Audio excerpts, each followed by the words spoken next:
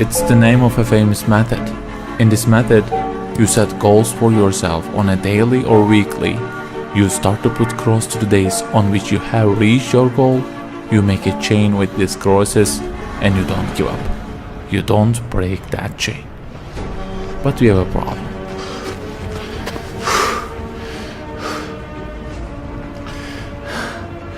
Personal development specialists say that we should have goals.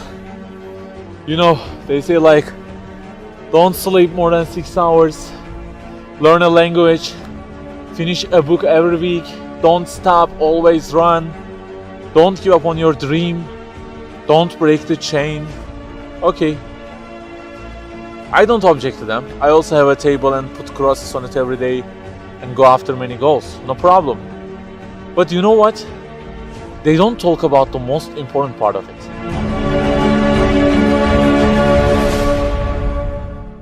Let me give you a simple mathematical example. Try to imagine that you are adding numbers, and imagine that the numbers you have added up to this year is, for example, 35 in total, and you start from this year.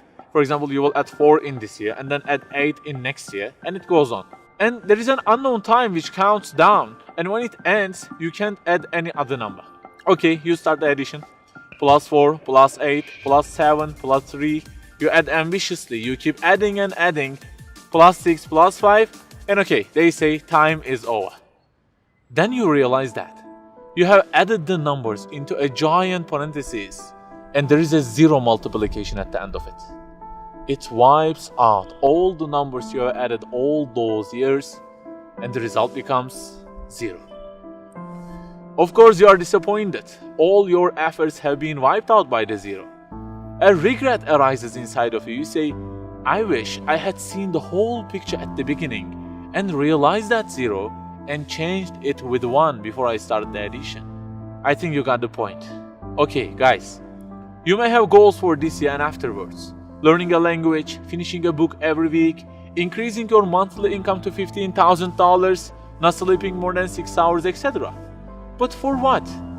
For what do we set goals exactly? Why don't we break the chain? If it is just for a more comfortable or a more respectable life, remember that all this will already be 0 with death. The death will wipe out all of them. The person who knows English will be equal with the one who doesn't know. The one who earns more will be equal with the one who earns less. The one who can reach his goals will be equal with the one who can't. So, if at the end of it, the death will 0 everything, so what is the meaning of adding more numbers with an ambition? It just increases the degree of the disappointment that you will feel. So the logical thing is seeing the whole picture at the beginning. In this life journey, which will end in an unknown time, my first job must be to prevent death from being 0. Well, can I really prevent death from being 0? I mean, since everything will leave my hands and will be lost, is there any other way that would transform them into something eternal?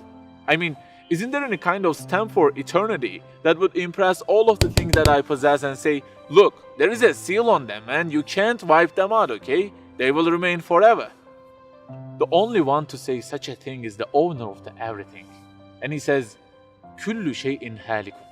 Everything, the languages you learn, the money you earn, the books you read, everything will be perished, illa wajha, except their way towards Him.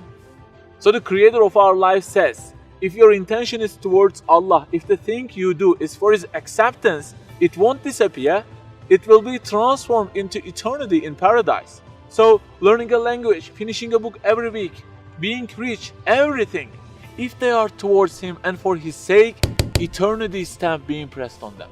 For example, in this year, I will study English for 10 minutes daily. For what? Because serving Islam in the field of English is so important, and I want to gain acceptance of my Lord with it. That 0 has turned into 1. This year, I will finish a book every week. Why? Because this is the way of being a more sophisticated person and serving Islam better, and Allah, who is eternal, will be pleased with it.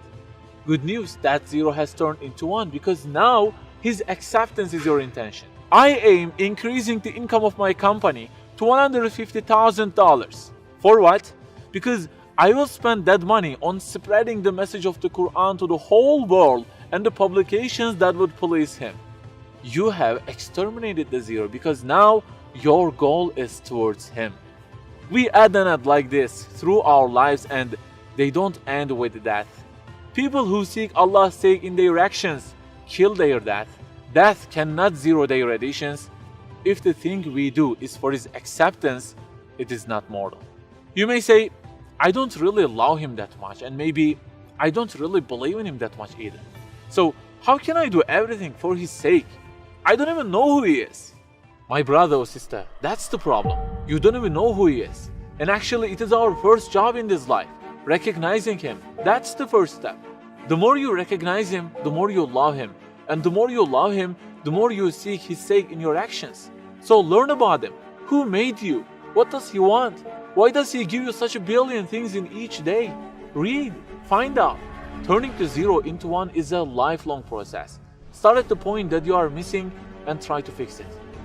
Like the specialists say, don't break the chain, but keep the chain to gain his acceptance.